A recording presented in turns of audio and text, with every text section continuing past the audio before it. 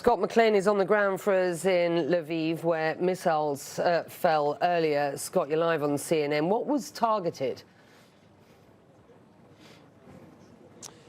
Hey, Becky. Yeah, we had a chance to go out to that area earlier today, a couple of hours after those bombs actually fell, and we managed to get a vantage point above the airport runway in Lviv. This is in the western part of the city. This is sort of a choke point into the city where they had a checkpoint nearby, and we were able to see smoke coming from a building just beyond that runway. According to local officials, that is an aircraft repair facility. It is not clear, obviously, whether that was the intended Russian target or not, but it is not uncommon, or it hasn't been lately, for the Russians to target airports, especially in the western part of the country, cities like Lutsk, cities like Ivano-Frankivsk, and now here in Lviv. This is the first time that bombs have fallen within the Lviv city limits, but as I found out, this city has been preparing for war for weeks.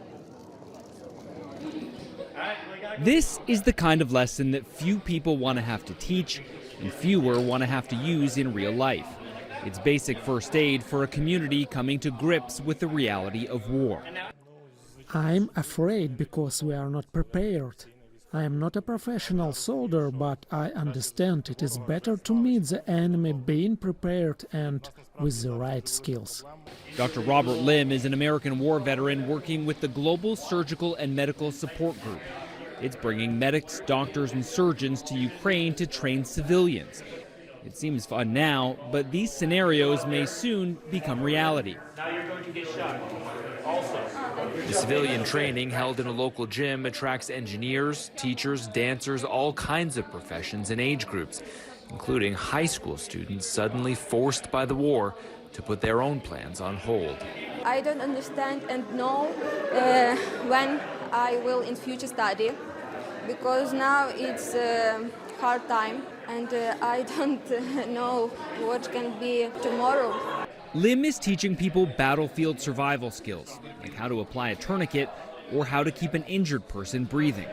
With 23 years of experience as an Army surgeon, he is also training doctors to prepare for the type of wounds rarely seen in civilians during peacetime. If you're in New York City or London or another big city, most of the injuries are blunt. So it's a car accident or a fall or something like that. Whereas most of the injuries on the battlefield are going to be penetrating wounds that might injure an artery or a major vessel. All with a small fraction of the resources they're used to. Do what you can with what you've got. In many parts of Ukraine, medical supplies and facilities are getting harder to come by. And in the worst hit areas, many hospitals are now operating in basements with only flashlights to avoid attracting Russian bombs. Dr. Tanya Boychuk is a dermatologist from Western Ukraine, one of dozens of medical professionals sharpening their skills for battle. In normal life, dermatologists do not provide first aid, do not stop bleeding, do not do tourniquets and punctures. With her day job on hold, she's planning to join the military, and she won't wait for the fighting to come to her. I plan to go to the war front. My close friends are at war now, and I want to be there too.